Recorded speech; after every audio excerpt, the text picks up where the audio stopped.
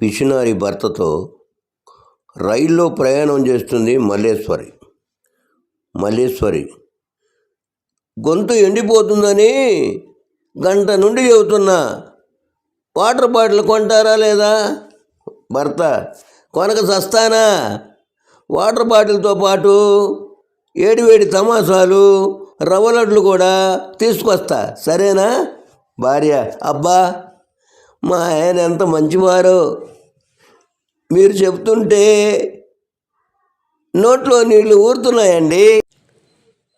భర్త: ఆ నీళ్ళే తాగేసేయి, నీ దాహం తీరిపోద్దిగా. తండ్రి: అరే బంతి, 10 రూపాయలు ఇచ్చాను, ఏం చేశావురా? కొడుకు: బయట ఒక ఆయన ఎండలో అరుస్తుంటే ఇచ్చానన్నా. తండ్రి: బేష్, తండ్రికి తగ్గ కొడుకు అని అనిపించుకున్నావురా. ఇంతకీ ఏమని అరిచాడు? కొడుకు: ice cream, ice cream, ice cream అని.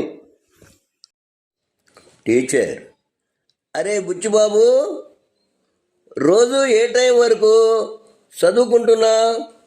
బుచ్చిబాబు: రాత్రి 11:30 వరకు చదువుకుంటున్నాను టీచర్. టీచర్: వెరీ గుడ్, నీకు చదువు అంటే అంత ఇష్టమా?